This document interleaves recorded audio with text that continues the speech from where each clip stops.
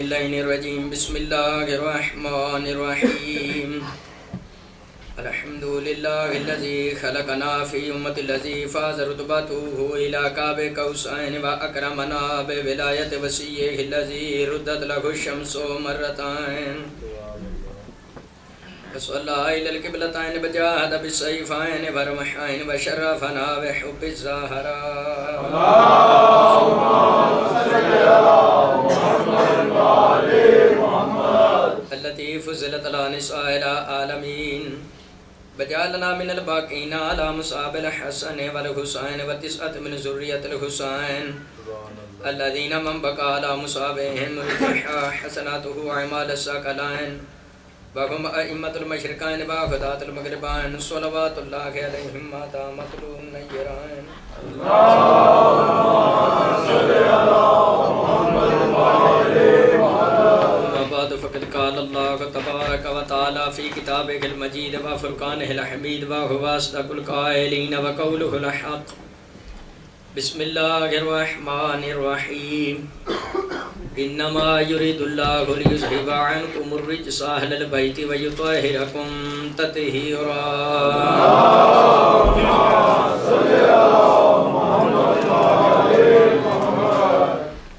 حضرت گرامی سادات و مومنین سلام علیکم توفہ یا علی مدد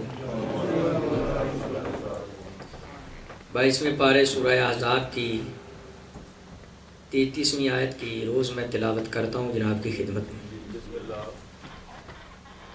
ماں سوائے اس کے کہ نہیں، آیت کا ترجمہ سماعت فرما لیں. ماں سوائے اس کے کہ نہیں، اللہ نے یہ ارادہ کر رکھا ہے اے اہل بیت رسول، اللہ تم سے رجس کو ایسے دور رکھے گا جیسے دور رکھنے کا حق ہے. آپ مومنین پریشان نہ ہوا کریں اس بات پہ کہ ہم پنجن پاک کا ذکر کرتے ہیں، اہل بیت کا ذکر کرتے ہیں، فلاں نہیں پاکوں کا ذکر کرتا، فلاں نہیں کرتا، جب قرآن کا فیصلہ ہے پلید نے رہنا ہی دور ہے.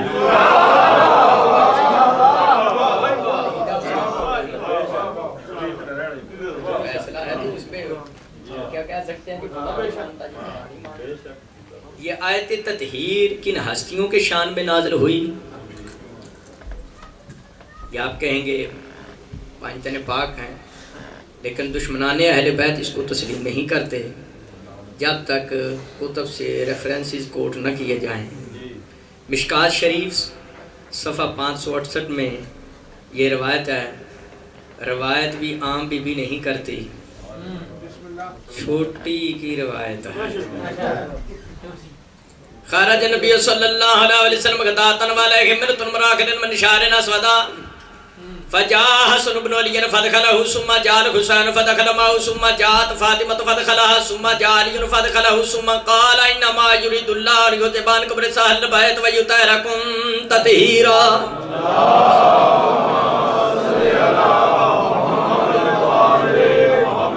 روز حدیث کے ساتھ سنتے ہیں، آج ذرا زیادہ وضاحت ہو جائے اس بات کی.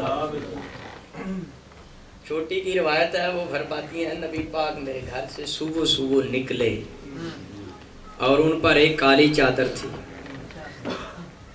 حسنین کریمین سیدین طیبین شریفین آئے، ان کو چادر میں لے لیا.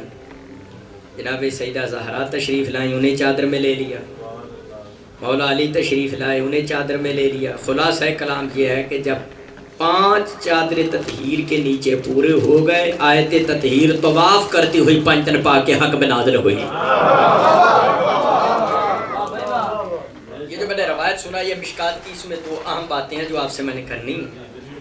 پہلی بات تو یہ ہے کہ آیت تطہیر کے ضمن میں برادران اسلام کی کتب میں کسی راوی یا راویہ نے چادر کا رنگ نہیں بتایا کہ چادر کا رنگ کون سا تھا جو حضور نے آیت تطہیر کے نزول کے وقت اوڑھی، لیکن چھوٹی نے فرمایا کہ وہ کالا رنگ تھا تاکہ کوئی یہ نہ کہے کہ کالا لباس جہنمیوں کا ہے، خود رسول کا کالا لباس ہے. مشکات کے مطابق نبی پاک کی چادر تطہیر کا رنگ کالا. مشکات شریف صفحہ 565 کے مطابق اور صفحہ 338 کے مطابق نبی کریم کا جو علم تھا اس کا رنگ کیونکہ عبداللہ ابن عباس کہتے ہیں کانت رایت نبی اللہ سودا، نبی کا علم رایا تھا اور اس کا رنگ کالا تھا. اور بخاری شریف میں حضور نے فرمایا لَأُوتَيَنَّ الرَّایَةَ غَدًا رَجُلًا، صبح میں کالا علم دوں گا. کالا علم سنن نسائی میں موجود ہے کلہم یرجون ان یؤتاہم رایتان. سادات و مومنین ساری رات صحابہ کرام رضی اللہ رحمت اللہ وظیفے پڑھتے رہے، عمل کرتے رہے، دعا مانگتے رہے، یا اللہ کبھی صبح کالا علم ہمیں مل جائے، کالا علم ہمیں مل جائے. تو ان مسلمانوں سے پوچھو نبی کے تو صحابہ وہ ہیں جو خالق کے آگے دعا کرتے ہیں ہمیں کالا علم ملے، یہ علم دیکھنا نہیں چاہتے. صحابہ کا مذہب اور ہے، مفتیوں کا مذہب اور ہے. دعا مانگتے ہیں کہ ہمیں کالا علم ملے. نبی کریم نے کیونکہ 39 دن گزر چکے تھے، 40ویں دن حضور نے جب علم برآمد کیا صبح صبح، علم برآمد کرنا بھی سنت رسول ہے. حضور نے علم برآمد، وہی کالا علم جو مشکات میں لکھا ہے رایا کالا، تو حضور نے وہی کالا علم برآمد کیا جو ساری رات صحابہ کرام دعائیں مانگ رہے تھے ہمیں صبح کالا علم مل جائے. وہ آگے بڑے علم لینے کے لیے، نبی پاک نے علم پیچھے کر دیا، مسلمان پیچھے. نبی پاک علم آگے کریں تو مسلمان، سرکار علم پیچھے کریں تو مسلمان.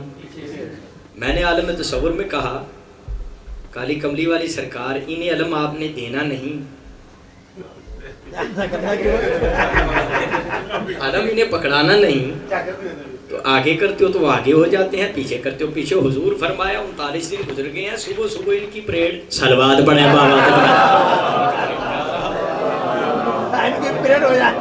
یہ جو پریڈ نکلی ہے نا وہ بھی یہاں سے نکلی ہے جہاں سے میں بتا رہا ہوں. یہ کالا علم. اور جو کچھ لوگ من چلے لوگ کہتے ہیں جی بھائی یہ غازی کے علم کو چومنا نہیں چاہیے، نیچے بیٹھ کے نظر نہیں ماننی چاہیے، چومنا نہیں چاہیے، دعا نہیں مانگنی چاہیے. اور کیونکہ علم دیکھنا مفتیان دین کے نزدیک بھی دیتا ہے. اور کسی من چلے نے کہا کہ نکاح ٹوٹ جاتا ہے. جو کہتے ہیں نکاح ٹوٹتا ہے علم کے دیکھنے سے، تو جو ساری رات صحابہ دعا مانگ رہے تھے تو انہوں نے دن کو دیکھا تو تھا نا، پھر سارے رضی اللہ گئے صلوات پڑھیں بابا جب تو سب کا نکاح ٹوٹ گیا. آپ کسی ایک مومن کا نکاح توڑنے کی کوشش کریں گے سب کا ٹوٹ جائے.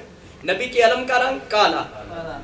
اور یہ میں 1-2 سیکنڈ میں اس کی علم کی تاریخ بتا دوں. وہی خیبر والے دن جو کالا علم مصطفیٰ نے مرتضیٰ کو دیا، مرتضیٰ نے وہ علم امام حسن مجتبیٰ کو دیا، امام حسن مجتبیٰ نے وہ کالا علم سید الشہداء کو دیا، سید الشہداء نے وہ علم کربلا کے میدان میں غازی شہنشاہ کے ہاتھ میں پکڑایا. اس کالے علم کی نسبت غازی کی طرف بعد میں ہے، پہلے یہ علم مصطفیٰ کا ہے، مرتضیٰ کا ہے، مجتبیٰ کا ہے، سید الشہداء کا، پھر غازی شہنشاہ کا. یہ الگ بات ہے، غازی نے وفا ایسی کر دی.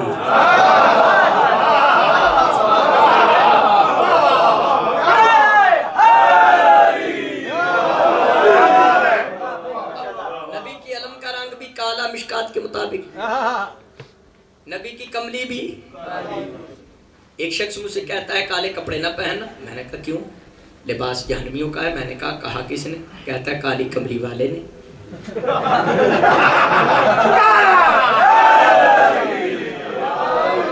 میں نے اسے کہا الو کے پٹھے پہلے کملی تو سفید کر لیں، پھر بعد میں کالے لباس پر بھی اعتراض کر لیں. کہا کسی نے؟ کالی کملی والے. اب حضور کی کملی بھی کالی، چادر تطہیر بھی کالی، حضور کا علم بھی کالا. ترمذی شریف جلد پہلے صفحہ 323 میں لکھا ہے داخل نبی صلی اللہ علیہ وسلم مکہ تپا دیکھ پاپا تو صدا. نبی کریم جب فتح مکہ والے دن مکہ میں داخل ہوئے تو نبی پاک کے سر پہ جو پگڑی تھی اس کا رنگ کالا، قرآن پاک کے حروف کالے، حجر اسود کالا، خانے کعبے کا غلاف، مولوی صاحب کی ریش مبارک بھائی ابھی تو سفید بعد میں ہوگی نا، ابھی تو کالی ہے. جنہیں کالے سے اتنا بیر ہے وہ ذرا پینٹ کرانے ریش. صلوات پڑھیں آل محمد کی ذات. وائٹ کلر کا پینٹ کرا لیں یا پھر کالے لباس پہ اعتراض چھوڑ دیں، کیونکہ چھوٹی نے بتایا ہے کہ چادر تطہیر کا رنگ، اور ایک اور لفظ ہے مشکات کی روایت میں، انہوں نے کہا کہ نبی میرے گھر سے صبح صبح نکلے اور پھر پانچوں ایک جگہ اکٹھے ہوئے، آیت تطہیر نازل ہو۔ تو میں نے عالم تصور میں کہا کہ مسلمانوں کی ماں یہ بتانے لگی ہے کہ آیت تطہیر کن کی شان میں نازل ہوئی؟ نبی کو پہلے گھر سے نکال لیا۔ انہوں نے کہا فعل الحکیم لا یخلو الحکمہ، حکیم کا فعل حکمت اور دانائی سے خالی نہیں ہوتا۔ میں بتانے لگی ہوں کہ آیت تطہیر کن کی شان میں نازل ہوئی؟ پہلے میں نے نبی کو گھر سے نکال لیا تاکہ کوئی ان پڑھ نالائق مجھے بھی آیت تطہیر میں شامل کرنے کی کوشش نہ کرے۔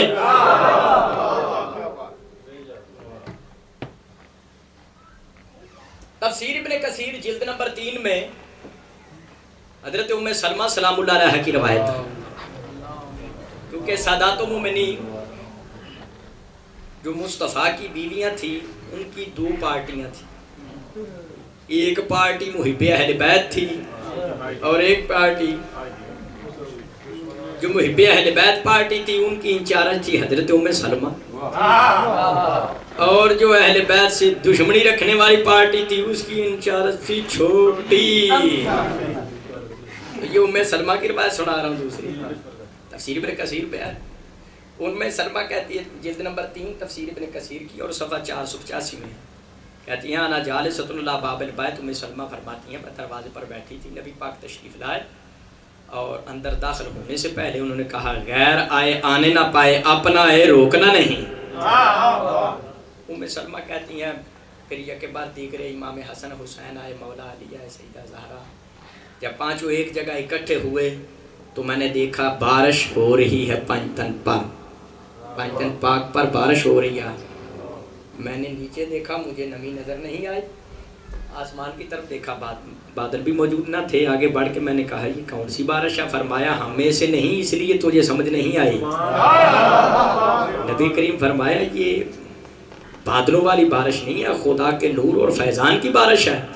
تو عطا نے یا رسول اللہ مجھے اجازت ہے میں بھی آپ کے ساتھ شامل ہو کر برابر کی حصے دار بن جاؤں؟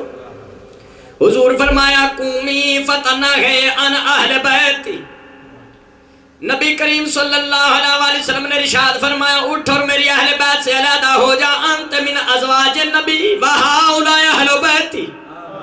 حضور فرمایا تو میری بیویوں سے اچھی بیوی ضرور ہے لیکن یہ اہل بیت یہی ہیں جو ایک جگہ اکٹھے ہو گئے آیت تطہیر نازل ہو گئی۔ تو بے شک محب ہے تو لیکن بیوی ہے بیوی۔ تو جب نبی کی وفادار مخلص اور محب اہل بیت بیوی اہل بیت میں شامل نہیں ہو سکتی تو اونٹ پر چڑھ کے آ کے علی سے لڑنے والی کیسے اہل بیت میں؟ اب یہ 2 روایات میں نے سنائی ہیں، تیسری روایت ہے تفسیر ابن جریر کتاب ہے، جلد نمبر اس کی 22 اور صفحہ نمبر 9 ہے، اس میں حضرت ابو الحمراء کی روایت ہے اور ابھی سعید خدری کی روایت بھی سنا دیتے ہیں۔ وہ کہتے ہیں میں نے حضور سے پوچھا کہ آیت تطہیر کن کی شان میں نازل ہوئی؟ فرمایا نازلت حاضل آیت فی خمساتین، کہ آیت تطہیر نازل ہوئی ہم 5 کے حق میں، فی و فی علی و فاطمہ والحسن والحسین۔ تو جب رسول نے فرما دیا کہ آیت تطہیر ہم 5 کے حق میں نازل ہوئی، ہم 5 سے 6 نہیں کر سکتے، 5 سے 4 نہیں کر سکتے۔ اب جو کہتا ہے کہ نہیں آیت تطہیر فلاں بی بی کے بارے میں نازل ہوئی، فلاں بی بی کے بارے میں نازل ہوئی، رسول زیادہ دین کو جانتا ہے یا غلام رسول کو زیادہ دین کا پتہ ہے؟ تو جب رسول نے فرما دیا کہ یہ آیت تطہیر 5 کے حق میں نازل ہوئی تو ہم اس میں کمی بیشی نہیں کر سکتے۔ اور حضرت ابن حمراء کہتے ہیں رابطہ بالمدینہ 33 اشہرین، 9 مہینے میں یہ دیکھتا رہا، اذا طلع الفجر، جب صبح طلوع ہوتی جا رسول اللہ الی باب فاطمہ، کائنات کے رسول زہرا کے دروازے پر آتے ویقول انما یرید اللہ۔ 9 مہینے کالی کملی والی سرکار پاک مصطفیٰ نے اپنی بیٹی کے دروازے پر آیت تطہیر کی تلاوت کر کے مسلمانوں کو یہ سمجھایا یہ دروازہ آیتیں پڑھنے کے لیے ہے، آگ لکڑیاں لانے کے لیے نہیں ہے۔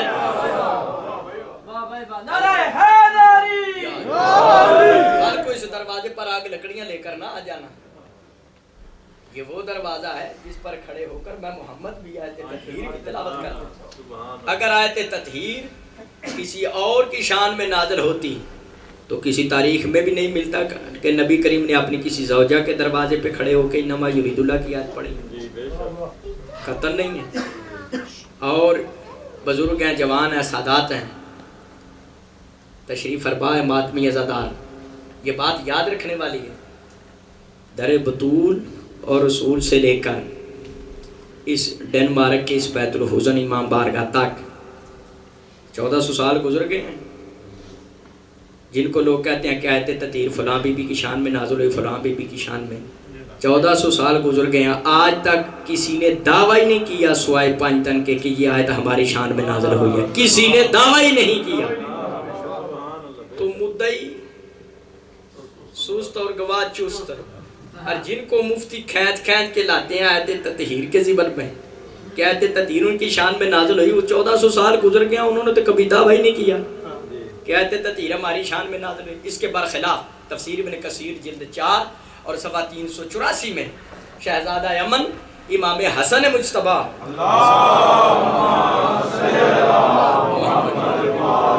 مولا حسن مجتبی نے ارشاد فرمایا، جب سرکار کوفہ تشریف لے گئے تو مولا حسن بادشاہ نے ارشاد فرمایا نحن امراکم و ضیفانکم، کہ ہم تمہارے مہمان ہیں پر تم پر حاکم ہیں. امام حسن فرمایا ہم تمہارے مہمان ہیں پر تم پر حاکم ہیں. وَنَحْنُ الَّذِينَ قَالَ اللَّهُ فِينَا إِنَّمَا يُرِيدُ اللَّهُ، آیت تطہیر جن کے بارے میں نازل ہوئی وہ ہم ہی اہل بیت ہیں.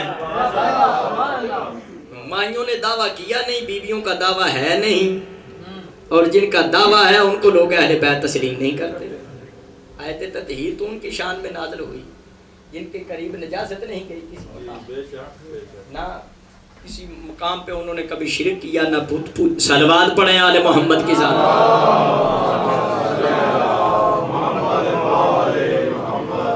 تو جو کہتے ہیں نہیں نبی کی بیویاں بھی اہل بیت ہیں، اور یہ نایاب بات ہے جو سنا رہا ہوں آپ کو، اور یہ حوالہ یاد رکھنے والا ہے. صحیح مسلم ہے سیاستہ کی کتابوں میں سے صحیح مسلم، غلط مسلم کی میں نے کبھی روایت نہیں پڑھی. صحیح اس میں روایت موجود ہے. صحیح مسلم جلد نمبر 7 اور صفحہ اس کا 231 ہے. بیروت کی یہ چھپی ہے، چھاپا بیروت کا ہے. اس میں زید بن ارقم سے صحابہ کرام نے پوچھا تو بزرگ صحابی ہے تو حضور کی کوئی حدیث سنا دے. تو زید بن ارقم نے کہا میدان عرفات میں مصطفیٰ نے ارشاد فرمایا انی تارکن فیکم سقطائر کتاب اللہ کی طرف کیا نبات بعد تبسکت کی پالن تربات یا بدا. نبی کریم فرمایا مسلمانوں تم میں 2 چیزیں چھوڑ کے جا رہا ہوں، ایک قرآن اور ایک اہل بیت. اگر تم ان کے ساتھ متمسک رہے تو ہرگز گمراہ نہیں ہو سکتے. قرآن اور اہل بیت چھوڑ کے جا رہا ہوں. یہ سیاستہ میں سے صحیح مسلم میں، سنن نسائی میں، ترمذی شریف میں اہل بیتی کا لفظ موجود ہے. اور جو لوگ یہ کہتے ہیں نہیں حضور اہل بیت اور قرآن اور سنت چھوڑ کے گئے ہیں، وہ سیاستہ کی کتابوں سے باہر بات کرتے ہیں.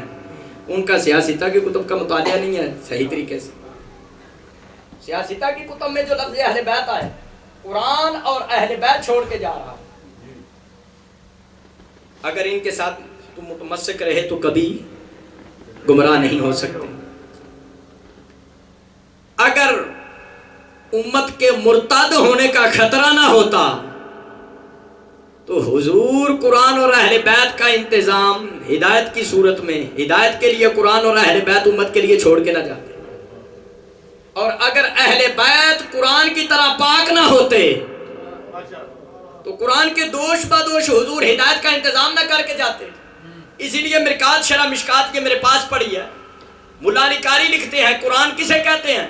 ملا علی قاری کہتے ہیں ان القرآن ہوا اسوۃ للطراۃ، قرآن اہل بیت کی سیرت کا نام ہے.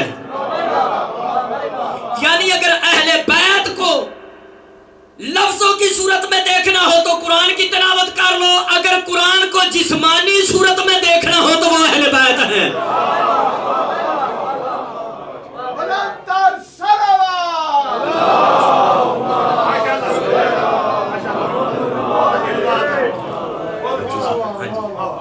اگر قرآن کو جسمانی صورت میں دیکھنا ہو تو وہ اہل بیت ہے. اگر اہل بیت کو لفظوں کی صورت میں زیارت کرنی ہو تو وہ قرآن پاک ہے، اس کی تلاوت کر. تو جب زید بن ارقم نے کہا نا حضور فرمایا دو چیزیں چھوڑ کے جا رہا ہوں، قرآن تو اہل بیت، قرآن اور اہل بیت، صحیح مسلم کا حوالہ کھول کر. تو زید بن ارقم سے صحابہ نے پوچھا قرآن تو ہمارے پاس ہے، قرآن کا ہمیں پتا ہے، من اہل بیت ہی، من اہل بیت ہی، حضور کی اہل بیت کون ہے؟ النساؤہ، کیا رسول کی بیویاں اہل بیت ہیں؟ زید بن ارقم کہتے ہیں لا و ایم اللہ، نہیں نہیں، خدا کی قسم نہیں، خدا کی قسم نہیں. حلفاً بیان دیا زید بن ارقم نے کہ نبی کی بیویاں اہل بیت نہیں. اب جو کہتے ہیں ہم صحابہ کو بڑا مانتے ہیں، وہ ٹوپی ڈرامہ کر رہے ہیں. صحابہ تو کہتے ہیں کہ نبی کی بیویاں اہل بیت نہیں، تو جو صحابہ کے ٹھیکیدار بنے ہیں وہ کہتے ہیں بیویاں بھی اہل بیت ہیں. پوچھا گیا کہ بیویاں اہل بیت کس لیے نہیں؟ تو زید بن ارقم نے کہا صحیح مسلم کی روایت ہے، ان المرأۃ تکون مع الرجل تارج وتطلق وتارج لا بیا باسمتها. زید بن ارقم کہتا ہے کہ بیوی شوہر کے ساتھ رہتی ہے، جب شوہر اسے طلاق دے دیتا ہے تو وہ میکے چلی جاتی ہے، اس کی اہل بیت تو اس کے میکے ہیں. تو پوچھا کہ اہل بیت کون ہے؟ فرمایا حرمت صدقۃ بعدہ، صحیح مسلم ہے. زید بن ارقم کہتے ہیں نبی کی اہل بیت کون ہے؟ نبی کی وہ اہل بیت ہیں جن پر صدقہ و زکوٰۃ کا کھانا حرام ہے.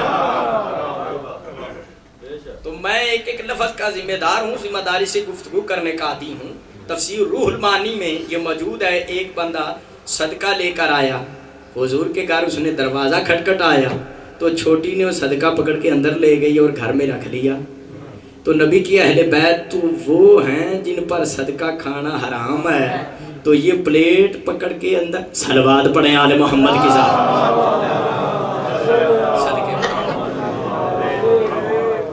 تو زید بن ارقم صحیح مسلم کے مطابق کہتے ہیں کہ نبی کی بیویاں اہل بیت نہیں. آج کی تقریر میں بتا رہا ہوں حقیقی آیت تطہیر کے مصداق کون ہے، کن کی شان میں نازل ہوئی، اہل بیت کے حقیقی مصداق کون ہے. اسی طرح سنن نسائی میں ایک روایت ہے، یہ میں نامی روایت سنا رہا ہوں آپ کو. سنن نسائی میں موجود ہے، نبی کریم نے 10 ہجری میں ایک آدمی کو بھیجا. یہ چند آیات ہیں، چھوٹی کے ڈیڈی جان کو بھیجا. یہ چند آیات ہیں یہ، اور کافروں کے سروں پر جا کر پڑھو کہ کافروں تم ننگے طواف نہ کرو. اور بھی بہت سی چیزیں تھیں، مثلا شراب نہ پیو، زنا نہ کرو. سادات و مومنین جو پانچ دن پاک کے ماننے والا ہے، جو اہل بیت کا ذکر کرتا ہے، اہل بیت کا نام لیتا ہے، وہ کبھی فعل یزید نہیں کر سکتا. شراب فعل یزید ہے، زنا فعل یزید ہے.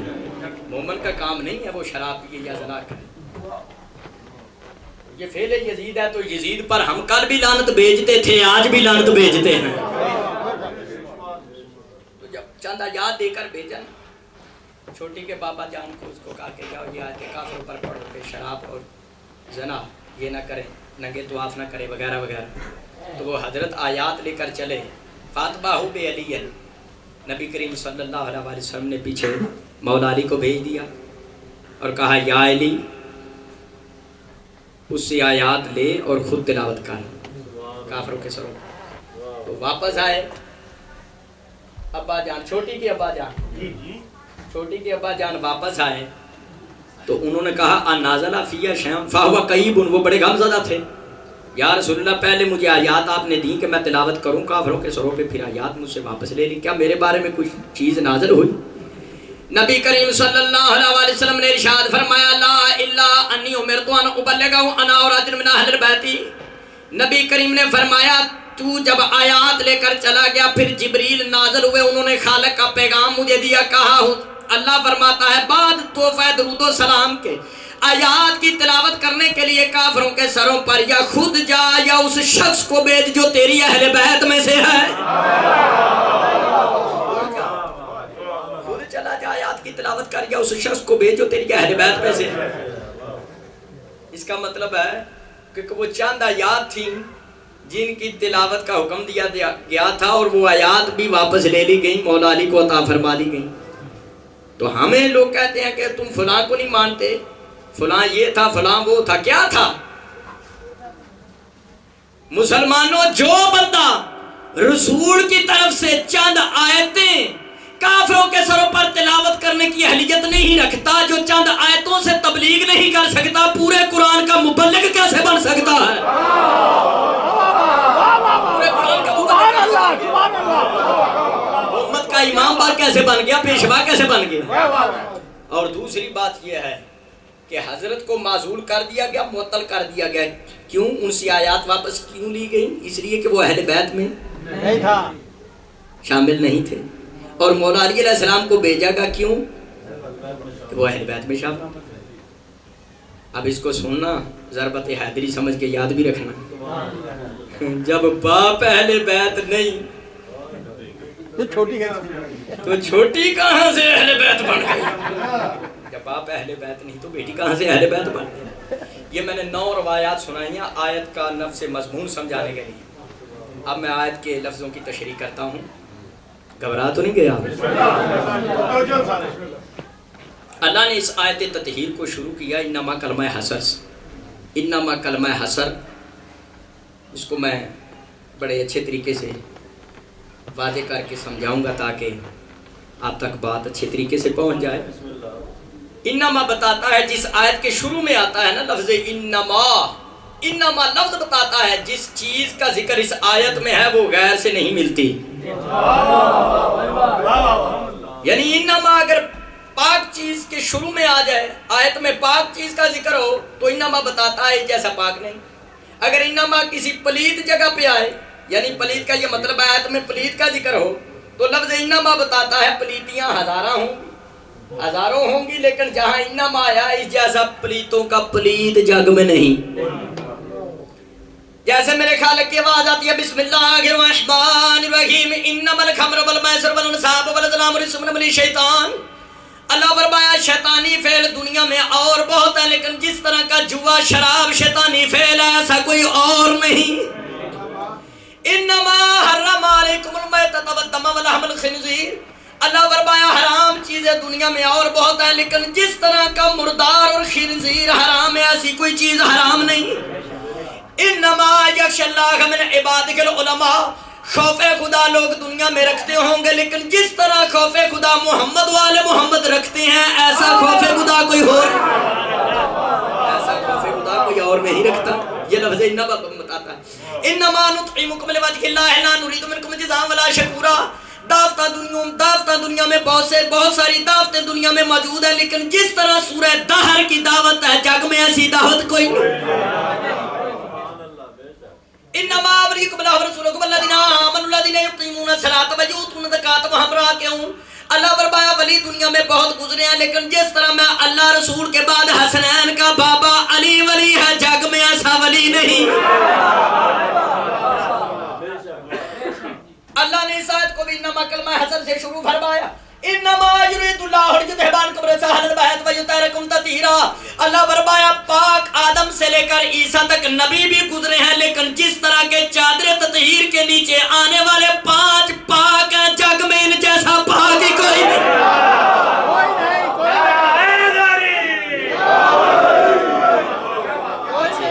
جیسے چادر کے نیچے آنے والے 5 پاک ہیں ان جیسا کوئی پاک، یعنی آدم پاک ہے، نوح پاک ہے، موسیٰ عیسیٰ یہ پاک ہیں انبیاء، لیکن انبیاء کی لسٹ میں 5 تن پاک جیسا پاک کوئی نہیں. تو جب انبیاء کی لسٹ میں ان پاک ہستیوں جیسا پاک نہیں ملتا تو ان کو پھر ایرے گہرے نتھو خیرے سے مسلمان کیسے بلا دیتی ہیں ان پاک ہستیوں.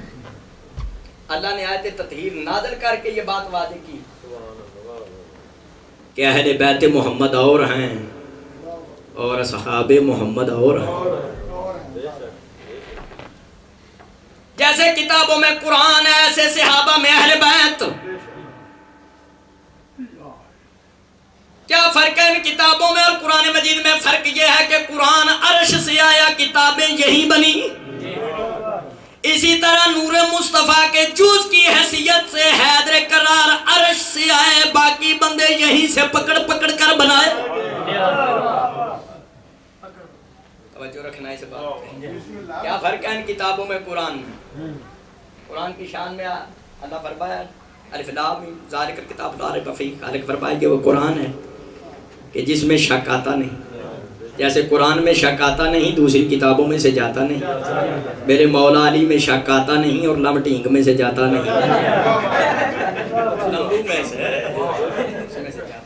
جاتا نہیں، اور رسول کی رسالت میں شک کرتا ہے، تو فتوحات لے پھرتا ہے کہ اتنی فتوحات کی وہ شک کر رہا ہے، تجھے فتوحات کی صلوات پڑھیں بابا جب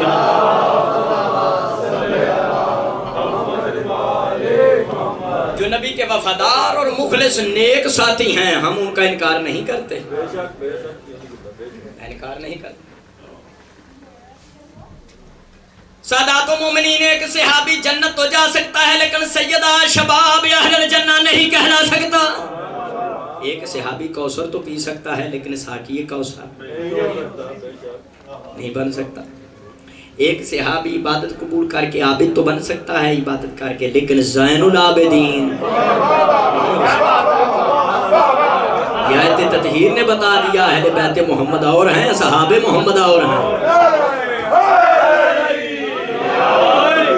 ایک صحابی سجدے کر کے ساجد تو بن سکتا ہے لیکن سید الساجدین نہیں بن سکتا۔ ایک صحابی ایمان قبول کر کے ایماندار تو بن سکتا ہے لیکن کل ایمان۔ ایک صحابی دین قبول کر کے دیندار تو بن سکتا ہے لیکن کل دین۔ ایک صحابی علم لے کے بڑے شوق کے ساتھ قلعہ خیبر کی طرف تو جا سکتا ہے لیکن فاتح خیبر نہیں بن سکتا۔ ایک بندہ کسی پروپیگنڈا کے تحت کسی ایک جگہ پر بیٹھ کر لوگوں کے کہنے سے خلیفہ تو بن سکتا ہے لیکن لاکھوں کے مجمع میں کسی نبیوں کے نبی سے یہ نہیں کہلوا سکتا اللہم من کنت مولاہ فہذا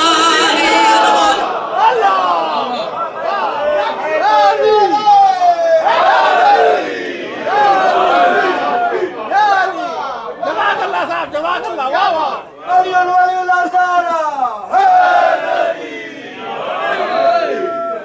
دیکھ لیں سادات و مومنین بہت فرق ہے صحابہ محمد اور آل محمد میں، کیونکہ جو آیت آل محمد کے متعلق قرآن میں ہے اس پر یہ مفتیان دین غور ہی نہیں کرتے۔ قرآن کیا کہتا ہے آل محمد کے بارے میں؟ ایک صحابی گھر میں بیٹھ کر قرآن پڑھ سکتا ہے پر نوکے نیزہ پر قرآن، یہ سجدو تمہارے جد کے کام ہے۔ سنو کب آپ ایک آدمی کہتا ہے بھائی آپ شیعہ مجالس پڑھتے ہیں، آپ جو مرضی بات کریں ہم نہیں مانتے۔ آپ کو پتہ ہے کچھ لوگ معاشرے میں ہوتے ہیں جن کا ایک ہی نعرہ ہوتا ہے کہ میں نہیں مانتا، میں نہیں مانتا۔ ہمارے بزرگوں کے دور میں اللہم صلی اللہ علیہ وسلم ہمارے درود پاک کا ثواب پہنچے ہیں ہمارے بزرگوں کے دور میں ایک آدمی تھا تو وہ اس نے ایک ہی لفظ یاد کیا تھا، رٹا ہوا تھا میں نہیں مانتا۔ ہمارے بزرگوں نے کہا کہ یہ بخاری شریف ہے، باب فرض الخمسہ ہے، رسول کی بیٹی روتی دربار سے آئی، میں نہیں مانتا۔ کہیے آپ کی ابن ماجہ ہے، حضور نے بازو اٹھا کے کہا من کنت مولا، کہتا میں نہیں مانتا۔ تو ہمارے بزرگ اس کے باپ کو جانتے تھے، اس مولوی صاحب کے باپ کو جانتے تھے، اس کو پکڑ کے کہا یہ تیرا باپ ہے، وہ کہتا میں نہیں مانتا۔ کہنے کا مقصد ہے کہ یہ میں نہیں مانتا اس کا تو علاج نہیں ہے، اس کا تو علاج کائنات کے کسی آدمی کے پاس نہیں ہے، میں نہیں مانتا یہ جی۔ انہوں نے کہا جی ہمارے لیے تو سب برابر ہیں، اہل بیت محمد بھی ہے، صحابہ محمد بھی ہے، آپ کہتے ہیں آل محمد اور ہیں، صحابہ محمد اور، ہمارے لیے تو سب برابر، کیسے برابر ہو گئے؟ تیسرا پارہ سورہ آل عمران آیت نمبر پہلی، میرے خالق کا قرآن، میرے مولا کا فرمان، بسم اللہ الرحمن الرحیم، تلک الرسل فضلنا بعضکم علی بعض۔ اللہ نے فرمایا سب نبی برابر نہیں، تو جب سب نبی برابر نہیں تو پاس بیٹھنے والے کیسے برابر ہوں گے؟ وہ کیسے برابر ہو گئے؟ ادھر ایک میں روایت بھی سنا دیتا ہوں، وہ الریاض النظرہ کتاب میں ہے، الریاض النظرہ فی مناقب الاشراف، جلد نمبر 2 ہے، اس کا صفحہ 275 ہے۔ ایک دفعہ ثانی کا بیٹا کھڑا ہوا منبر پہ اور اس نے صحابہ کی شان پڑھنا شروع کر دی، صحابہ کی۔ تو مجمع میں ایک مولا علی کے چاہنے والا بھی بیٹھا تھا، اس نے کہا جب سے میں بیٹھا ہوں تم صحابہ کا ذکر کر رہے ہو، علی کا ذکر کیوں نہیں کر رہے؟ شان علی کیوں نہیں بیان کرتے؟ ثانی کا بیٹا کہنے لگا اس وقت میرا موضوع میرا ٹاپک صحابہ کی شان بیان کرنا ہے. جو جو صحابی تھے ان کی میں نے فضیلت بیان کر دی. علی تو صحابی نہیں ہے, وہ تو اہل بیت میں شامل ہے. علی من اہل البیت لا یقاس بہم. کہتا ہے علی کا میں اصحاب سے کیسے قیاس کروں. علی ما رسول اللہ کی درجہ تھے. آنے کا بیٹا کہتا ہے آپ صحابہ کی لسٹ میں علی کو تلاش نہ کرو, جہاں مصطفیٰ وہاں نفس مصطفیٰ. علی غیروں سے نہیں ملتا. علی نوری دوسرے خاکی. علی پاک درود و سلام کے وارث, دوسرے نزلی بے درود ہے. کیسے ملتا؟ اسی وجہ سے یہ الصواعق المحرقہ کتاب ہے میرے پاس, الصواعق المحرقہ ممبر, اور اس میں یہ لفظ درج ہے صفحہ 149 میں. امام فخر الدین رازی کی بات سنانے لگا ہوں. امام فخر الدین رازی نے بڑے راضی ہو کر لفظ لکھے ہیں. وہ کہتا ہے اِنَّ أَهْلَ بَيْتِهِ يُصَافُونَهُ فِي خَمْسَةِ أَشْيَاء. برادران اسلام کے محدث فخر الدین رازی کہتے ہیں کہ 5 باتیں ایسی ہیں 5 باتیں جس میں پنجتن پاک, جس میں اہل بیت رسول کے برابر ہیں.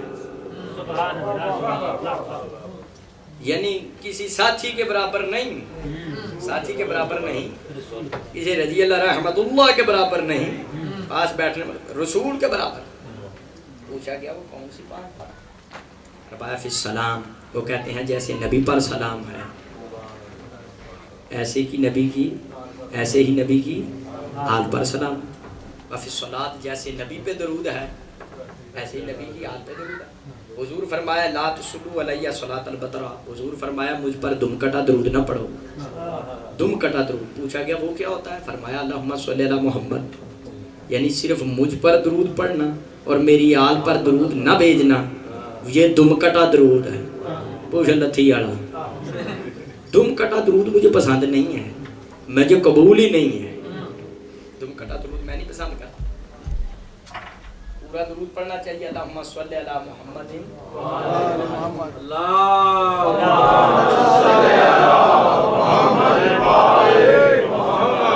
حضور نے فرمایا مجھ پر دم کٹا درود نہ پڑھو, مجھ پر درود پڑھو, میری آل پر درود پڑھو.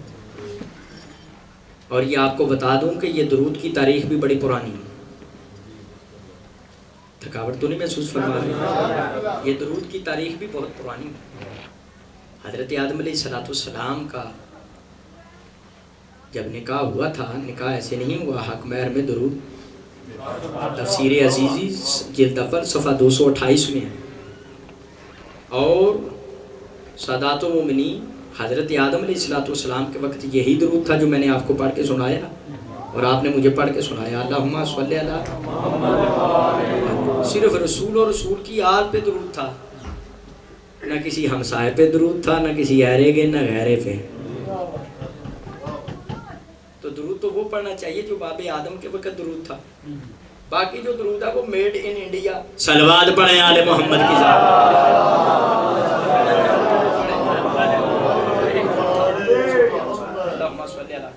کہتے ہیں جیسے نبی پہ سلام ہے ایسے نبی کی اہل بیت پہ سلام ہے, جیسے نبی پہ درود ہے نبی کی اہل بیت پہ درود ہے. پھر کہتے ہیں ابھی تحریم صدقات. فخر الدین رازی کہتے ہیں جیسے رسول پر صدقہ و زکوٰۃ کا کھانا حرام ہے, ایسے رسول کی آل پر اہل بیت پر بھی پنجتن پاک سب پر صدقہ و زکوٰۃ کا کھانا حرام. ادھر 2 روایتیں میں سنا دیتا ہوں وضاحت کے لیے. مشکوٰۃ شریف کی بھی ہیں, یہ بھی صفحہ 161 کی مشکوٰۃ شریف ہے. اس میں لکھا ہے اذا اُوتِیَ بِطَعَامٍ. نبی کی بارگاہ میں جب کوئی بندہ شے لے کے آتا, کوئی چیز لے کر آتا, حضور کی خدمت میں حاضر ہوتا, حضور صلی اللہ علیہ وسلم سب سے پہلے آنے والے آدمی سے پوچھتے احدیۃ صدقۃ. لانے والے یہ جو میری بارگاہ میں تم لے کر آ رہے ہو, کھانے کے لیے چیز لے کر آ رہے ہو, یہ صدقہ تو نہیں, مجھے صدقہ نہ دینا, میں سید ہوں. ان کی لا صدقہ تم اگر کہا جاتا سرکار یہ تو صدقہ ہے, تو مشکوٰۃ شریف میں لکھا ہے قال لصحابہ کلو.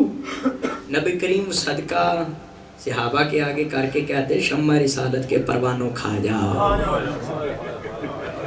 ایک آدمی اٹھا, اس نے کہا سرکار کھانے سے انکار نہیں ہے, مال حلال ہے, مفت مل رہا ہے, آپ کا حکم بھی شامل ہے, چھوڑیں گے کچھ نہیں, لیکن مہربانی کریں آپ بھی بسم اللہ کریں کچھ تھوڑا سا. فرمایا نہیں ان صدقہ تا حرام لمحمد والے صدقہ محمد والے محمد پر حرام. اسی طرح دوسری روایت ہے اسی مشکات کی اسی صفحے پہ کہ کھجوروں کا ٹوکرا لے کر ایک آدمی آیا حضور کی بارگاہ میں کہنے لگا صدقہ. فرمایا انما احیا وصاخ الناس، یہ تو لوگوں کے ہاتھوں کے میل کو چاہل ہے، سید پر تو حرام ہے، صدقہ نہیں کھا سکتا. یہ جو علی ولی اللہ کے منکر بیٹھے ہیں یہ صدقہ کھا کھا کے حرام کھا کھا کے ہٹ گئے ہیں اپنے بابا کی تعلیم سے. وجہ یہ کہ صدقہ سجد پر حرام ہے.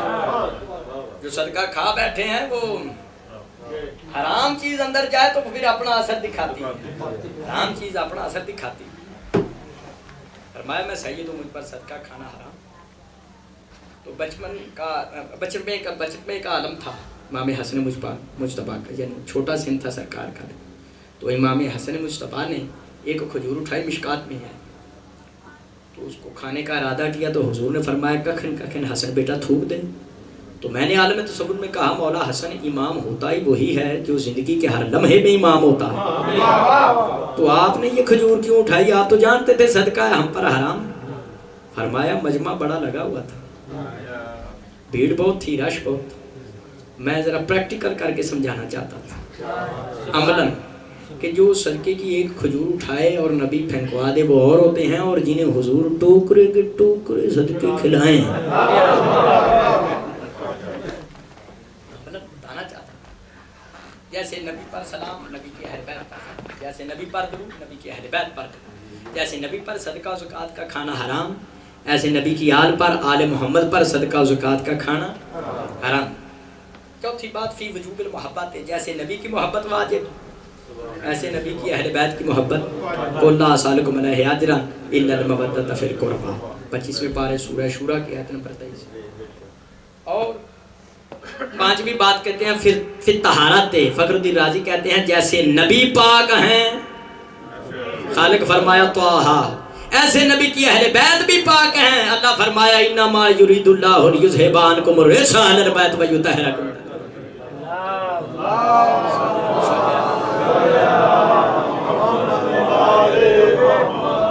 مالک کی طرف سے جو 12ویں شہنشاہ پاک کی طرف سے جو امر ہے اس کے مطابق یہ میں روز جو تقریر کرتا ہوں وضاحت کرتا ہوں، یہ مالک کی خصوصی مہربانی ہے، وہ میرا کمال نہیں ہے. میں تو ماتمیوں کا بھی غلام ہوں اور سادات کا بھی نوکر ہوں.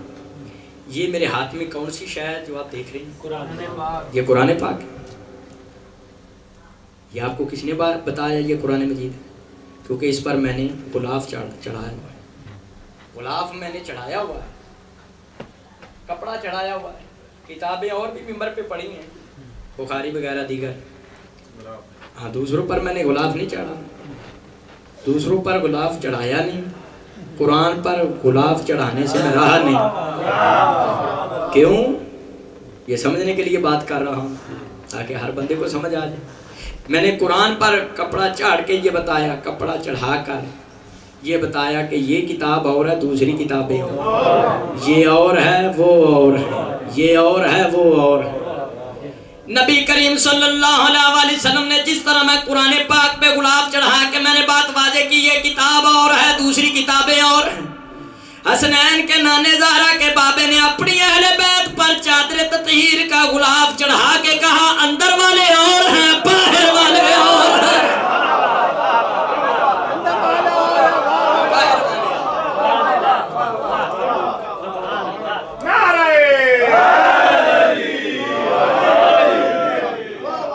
کیونکہ سادات مومنین گھر والے اور ہوتے ہیں، دار والے اور ہوتے ہیں. نہیں کہا جا سکتا کہ سب برابر ہیں، دن رات برابر نہیں، صبح شام برابر نہیں، گرمی سردی برابر نہیں، ہوا اور برف باری، یہ ہر چیز کیسے برابر ہو سکتی ہے؟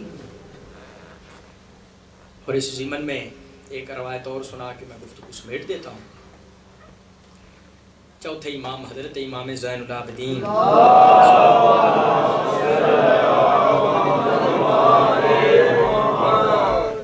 چوتھے لال ولایت ارشاد فرماتے ہیں، الاحتجاج کتاب کا نام ہے، الاحتجاج طبرسی. چوتھے امام نے فرمایا کچھ مالک کے ماننے والے سرکار کے قدموں میں تشریف فرما تھے، وہ منظر کیسا ہوگا مولا سجاد کے قدموں میں. تو امام سجاد علیہ السلام نے فرمایا کہ دو قسم کے ایسے بندے ہیں، دو آدمی ہیں، ایک قاتل ہے ایک مقتول. قاتل بھی جہنمی ہے، مقتول بھی جہنمی. سرکار نے فرمایا قاتل بھی جہنمی، مقتول بھی جہنمی. تو بیٹھنے والوں میں سے ایک نے سوال کیا کہ مالک آپ تو اولے الامر ہیں، آپ کے امر میں شک نہیں ہے، آپ کے فرمان میں کسی قسم کا، جیسے قرآن میں شک نہیں ہے ایسے امام میں شک نہیں. تو جب دو آدمی لڑتے ہیں، ایک حق پہ ہوتا ہے ایک باطل پہ ہوتا ہے، ایک نے جنت میں جانا ہوتا ہے ایک نے جہنم. اب اسی طرح جب تو قتل کرتا ہے کسی کو تو قاتل جہنمی ہوگا، مقتول جہنمی ہوگا، یا کہیں مقتول جہنمی ہے قاتل جنتی ہے. تو مولا آپ فرما رہے ہیں کہ دو آدمی ہیں، ایک قاتل ہے ایک مقتول ہے، دونوں جہنمی ہیں. تو مولا سجاد نے ارشاد فرمایا عقیدہ علی ولی اللہ سے ہٹانے والا قاتل اور عقیدہ علی ولی اللہ سے ہٹ جانے والا مقتول دونوں جہنمی ہیں.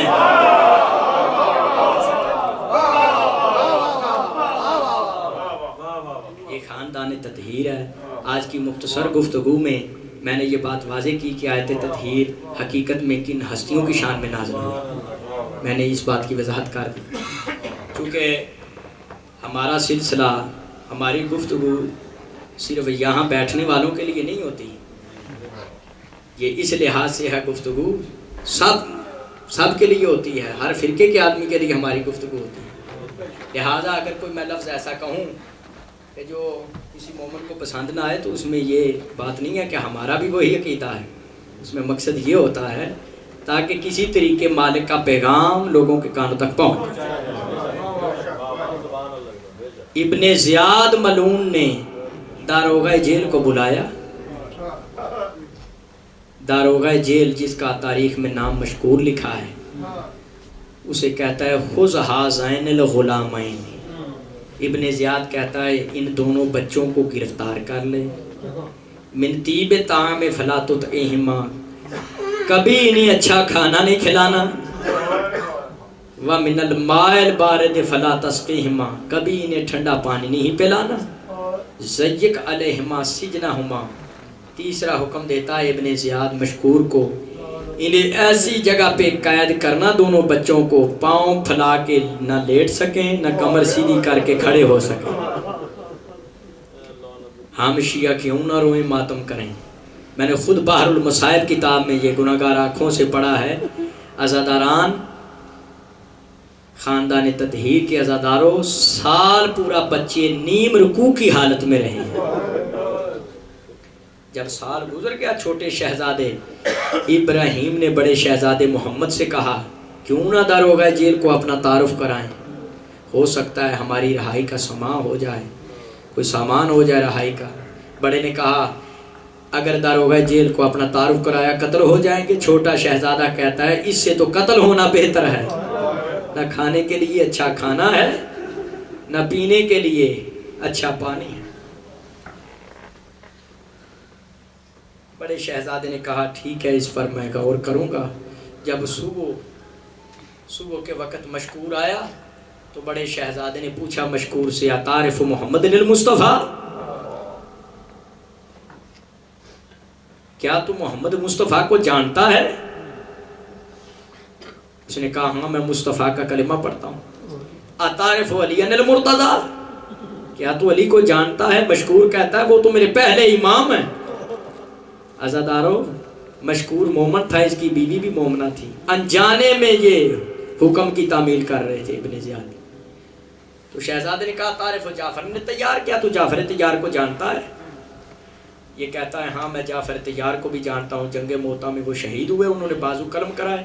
تو حضور نے فرمایا ان بازوؤں کے بدلے میں اللہ نے انہیں جنت میں دونوں پر دیے ہیں جن کے ساتھ وہ فرشتوں کے ساتھ پرواز کرتے ہیں. انہوں نے کہا پھر تو حسین کو بھی جانتا ہو. مشکور کہتے ہیں ہاں. عزادارو بڑے شہزادے نے کہا بس ہم اسی حسین کے سفیر مسلم بن عقیل کے یتیم بچے ہیں. کوفہ کے مسلمانوں نے وفا کا وعدہ کیا لیکن بابا آیا تو انہوں نے بے وفائی کی. ہمارا بابا بے دردی کے ساتھ قتل کر دیا گیا، شہید کر دیا گیا. جب مشکور کو پتا چلا اس کے ہاتھ میں جو نامعقول کھانا تھا اس نے پھینک دیا، فوراً پاؤں پہ کے پاؤں کے بوسے لیے، ہاتھ جوڑ کر کہتا ہے انجانے میں نے بہت سی گستاخیاں کی ہیں، مجھے تو آج پتا چلا ہے تم دونوں سید ہو، تو مجھ سے غلطی ہو گئی، بہت سی گستاخیاں ہو گئی ہیں، مجھے معاف کر دینا، میں آپ کی رہائی کا بندوبست کرتا ہوں۔ گھر چلا گیا مشکور، جا کے اپنی بیوی کو کہتا ہے جو قید خانے میں بچے ہیں وہ تو سید ہیں، چھوٹے شہزادے ہیں، دونوں سید ہیں۔ مشکور کی بیوی نے کہا اچھا ان کی رہائی کا کوئی بندوبست کرتے ہیں، ہمارے بھی 2 بچے ہیں، اپنے بچے جیل میں قید کر دیتے ہیں، سادات کو رہا کر دیتے ہیں۔ دن گزرا، رات کو مشکور آیا اپنی بیوی کو ساتھ لے کر، عزاداروں میں کیسے یہ جملے بیان کروں، جب مشکور کی بیوی نے دونوں شہزادوں کو گود میں بٹھا کے پیار کرنا شروع کیا، شہزادوں نے رونا شروع کیا۔ مشکور کی بیوی کہتی ہے تم کیوں روتے ہو؟ فرمایا ماں بہت یاد آ رہی ہے۔ اب پیار اس طریقے سے کر رہی، اپنے دونوں بچوں کو انہوں نے قید کیا، اور مشکور دونوں شہزادوں کو لے کر کوفہ کے باہر آیا اور کہا یہ میری انگوٹھی پہن لو، تم سامنے جو روشنی نظر آ رہی ہے وہ میرا بھائی ہے جو مدینے قافلہ لے کر جا رہا ہے، انہیں یہ انگشتری میری دینا، وہ تمہیں مدینے لے جائیں۔ عزاداروں ساری رات بچے چلتے رہے، پگ ڈنڈیاں، نشیب و فراز، اونچی جگہ کہیں پستی، ساری رات بچے چلتے رہے۔ جب دن چڑھا وہی کوفہ اور کوفے کی گلیاں، کون تھا جو پردیس میں بچوں کو رستہ صحیح بتاتا؟ جب صبح نمودار ہوئی، دونوں شہزادے کوفے سے باہر ایک تالاب تھا، اس کے پاس درخت تھے، درخت پر چڑھ گئے، کہیں ابن زیاد کے سپاہی پکڑ کے تماچے نہ مارے۔ جب صبح طلوع ہوئی، چند عورتیں آئیں تالاب پر پانی بھرنے کے لیے، جن میں حارث کی بیوی تھی جو مومنہ تھی۔ جب اس نے اپنا برتن ڈالا پانی بھرنے کے لیے، پانی میں اسے 2 عکس نظر آئے، اس نے دیکھ کر پھر درخت کی طرف نظر کی، 2 چاند سے چہرے نظر آئے، گرد میں اٹے ہوئے تھے لیکن چاند سے چہرے تھے، سید تھے۔ اس نے پوچھا من انتما، تم کون ہو؟ شہزادوں نے کہا ہم سے ہمارا تعارف نہ پوچھ، جس کو تعارف کرواتے ہیں وہ ہمیں تماچے مارتا ہے۔ حارث کی بیوی کہنے لگی میں تو اہل بیت کو ماننے والی ہوں، میں کربلا والوں کا نام لینے والی ہوں، میں ظالمہ نہیں، میں تم سے وعدہ کرتی ہوں تم پر ظلم نہیں کروں گی، نیچے آ جاؤ۔ دونوں شہزادے اترے، شہزادوں نے تعارف کرایا، فرمایا نحنو اترۃ النبی کے۔ حارث کی بیوی دونوں شہزادوں کو گھر لے گئی، نہلایا، اچھی پوشاکیں پہنائیں۔ مدت کے بعد دونوں شہزادوں نے اچھا کھانا کھایا، پانی پیا، پھر انہیں الگ کمرے میں سلا دیا۔ جب رات گزر گئی، نصف رات گزر گئی، اس وقت اس کا بے ایمان شوہر آیا، حارث خدا اس پر لعنت کرے۔ عزاداران مظلوم کربلا، عزاداران خاندان امام زمانہ، حارث کی بیوی نے اس کو کھانا دیا، شوہر کو کھانا کھا کے یہ سویا تھا۔ دوسری طرف دونوں شہزادے مدت کے مصیبت زدہ گلے میں باہیں ڈال کے سوئے ہوئے تھے۔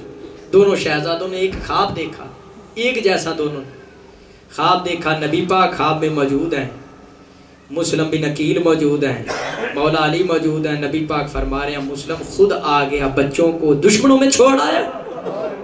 مسلم نے کہا یا رسول اللہ کل دونوں شہزادے میرے بچے میرے پاس آ جائیں گے۔ دونوں شہزادوں نے چونکہ ایک طرح کا خواب دیکھا تھا، اٹھے ہڑبڑا کر یا باتا یا باتا کہتے رونا شروع کیا۔ فلما سامع اللعین صوتہما، جب اس کے حارث کے کانوں میں شہزادوں کی آواز پہنچی، بیوی کو پوچھتا ہے یہ کون رو رہا ہے؟ بیوی نے کہا ہمسائے میں کوئی بچہ ہے رو رہا ہے۔ اس نے کہا نہیں مجھے شک پڑ گیا ہے، گھر سے مجھے آواز آ رہی۔ یلمس جدران البیت بکفہ، عزادارو یہ ملعون رات کے وقت دیواروں کا سہارا لیتا ہوا جب اس کمرے میں پہنچا جہاں دونوں شہزادے تھے، میں یہ سادات سے معافی مانگ کے جملہ عرض کروں گا، اس ملعون کے جب دونوں ہاتھ شہزادوں کے سروں پہ آئے ان کی تلیاں زمین سے اٹھ گئیں۔ عزادارو اس نے ظلم کرنا شروع کیا، بڑے شہزادے کا دانت مبارک شہید ہو گیا، چھوٹے شہزادے سے منہ سے تازہ خون جاری ہوا، بیوی آگے بڑی مانے ہوئی، اس نے تلوار مار کے بیوی کو زخمی کر دیا، وہ بے ہوش ہو گئی۔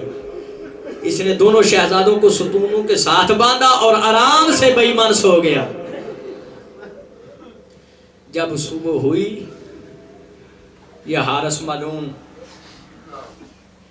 اپنے حبشی غلام کو ساتھ لے کے شہزادوں کو کھول کر دریائے فرات کی طرف چلا۔ سب سے پہلے تلوار دی اس نے اپنے حبشی نوکر کو، کہا ان کے سر کاٹ کے مجھے دے، سر کاٹ کے لا دے، مجھے بڑا انعام ملے گا۔ عزادارو جب حبشی دونوں شہزادوں کو آگے لے کر بڑا، چھوٹا شہزادہ حبشی کی طرف دیکھ کر کہتا ہے یا اسودو ما اشبہ سوادک بلالا مؤذن رسول اللہ۔ چھوٹا شہزادہ کہتا ہے تیری شکل محمد کے مؤذن بلال سے بڑی ملتی ہے، وہ تو جنت میں جائے گا، تو اپنے لیے جہنم پیدا کر رہا ہے۔ حبشی نے پوچھا من انتم، تم کون ہو؟ ان کا نحن اطرت نبی کا، ہم تیری نبی کے خاندان کے ہیں۔ جب شہزادوں نے تعارف کرایا، حبشی نے تلوار پھینکی، دریا فرات میں چھلانگ لگا دی۔ حارث آواز دے کر کہتا ہے حبشی کو تو اپنے مالک سے غداری کرتا ہے؟ حبشی بول کے کہتا ہے تو آل محمد سے غداری کر رہا ہے۔ اسی اثناء میں یہ ملعون خود آگے بڑھا شہزادوں کو قتل کرنے کے لیے۔ بڑے شہزادے نے دیکھ کر کہا ہماری کم سنی پر رحم نہیں آتا؟ کہتا ہے اللہ نے میرے دل میں تمہارا رحم پیدا کیا ہی نہیں، کیوں ہمیں قتل کرتا ہے؟ کہتا ہے انعام بڑا ملے گا، مال کا لالچ، مال بہت ملے گا۔ تو شہزادوں نے کہا بے نفی سوق، اگر تجھے مال چاہیے ہمیں بازار میں بیچ لے، تمہیں بڑا مال ملے گا، ہم اہل بیت کے بچے ہیں، بازار میں بیچ لے۔ کہتا نہیں مجھے حکومت کا مال چاہیے۔ کہتا ہے اگر مال کی تمہیں خواہش ہے حکومت کے مال کی، امزل ابن زیاد نے ہمیں زندہ ابن زیاد کے پاس لے چل، وہ جو فیصلہ کرے گا ہمیں قبول ہوگا۔ کہتا ہے ابن زیاد تمہیں دیکھنا نہیں چاہتا۔ عزادارو جب شہزادوں کو تسلی ہو گئی کہ اس نے ہمیں قتل ہی کرنا ہے، جب یقین ہو گیا تو انہوں نے کہا دانا نسلیہ، تو نے ہمیں قتل ہی کرنا، ہمیں اتنی تو اجازت دے ہم 2 رکعت نماز پڑھ لیں اور شکرانے کے یہ 2 نفل ادا کریں کہ ہمیں دین کی خاطر شہادت نصیب ہو رہی ہے۔ یہ کہتا ہے اگر نماز تمہیں فائدہ دیتی ہے تو پڑھ لو۔ اس ملعون نے شہزادوں کو پانی کی طرف جانے نہیں دیا کہ پانی کے بہانے، پانی وضو کے بہانے پانی نہ پی لیں۔ دونوں شہزادوں نے تیمم کیا۔ عزادارو تیمم کر کے جب سجدے میں سر رکھا، بڑے شہزادے کا سر سجدے میں، اس ملعون نے تلوار ماری، سر تن سے جدا ہوا۔ چھوٹا شہزادہ یتمرغ بدم اخیہ، چھوٹا شہزادہ بڑے شہزادے کے خون کو ہاتھوں پر لگاتا اور اپنے منہ پر ملتا ہے، اور حارث کی طرف دیکھ کر کہتا ہے ظالمہ پہلے مجھے قتل کرتا، بڑا بھائی باپ کی جگہ پر ہوتا ہے، پہلے تو مجھے قتل کرتا۔ اسی اثناء میں اس نے چھوٹے شہزادے کا بھی سر تن سے جدا کیا، دونوں ساری اس نے تشت میں رکھے اور دھڑ دوڑ کے پھینک دیے دریا فرات میں۔ مدت کے مصیبت زدہ کٹی ہوئی گردن میں باہیں ڈال کے جس طرف سے پانی آ رہا تھا اس طرف تیرنا شروع کیا۔ میں آخری جملوں پہ آ رہا ہوں۔ دن گزر گیا، جب رات ہوئی ایک کسان اپنے کھیتوں کو پانی لگا رہا تھا، تاریخ میں اس کا نام مسیب لکھا ہے، جو ظاہر بیٹھے ہیں میری تائید کریں گے، یہ مسیب کربلا سے 20 میل کے فاصلے پر ہے۔ میں نے اپنی گنہگار آنکھوں سے وہ جگہ دیکھی۔ وہ مسیب نامی کسان تھا جو کھیتوں کو پانی لگا رہا تھا۔ رات کا ٹائم تھا، چاند کی چاندنی میں اس نے دیکھا ایک نقاب پوش مستور ہے جس کا پہلو پہ ہاتھ تھا۔ وہ جب قریب جاتا تھا اس کے رونے کی آواز آتی تھی، اونچی اونچی گریا کہ وہ تھاڑے مار کر بی بی روتی تھی، جب یہ قریب جاتا تھا وہ بی بی غائب ہو جاتی تھی۔ اسی اثناء میں چاند کی چاندنی میں اس نے دیکھا 2 لاشیں ہیں جن کے سر ساتھ نہیں ہیں، لیکن وہ معجزانہ طور پر جس طرف سے پانی آ رہا تھا اس طرف تیر رہے تھے۔ یہ ہاتھ آگے کرتا تھا پکڑنے کے لیے، اس نے مسیب نے ارادہ کر لیا میں ان کو کفن پہناؤں گا، انہیں میں دفن کروں گا. جب یہ ہاتھ آگے کرتا تھا شہزادوں کے لاشیں تڑپ کے پیچھے ہٹ جاتے تھے. پھر اس نے ہاتھ آگے کیا لاشیں پکڑنے کے لیے تڑپ کے پیچھے ہٹ گئے. کنارے سے آواز آئی میرے مسلم کے یتیموں یہ حارث نہیں مومن ہے, یہ تم دونوں کو کفن پہنائے گا دفن کرے گا. گریہ بری آواز آ رہی تھی میری اولاد کے شہیدوں تمہیں میں کہاں کہاں رہوں, تمہیں میں مدینے میں رہوں, کربلا کے ٹیلوں پہ رہوں یا دریائے فرات کے کناروں پہ رہوں. ماتم حسین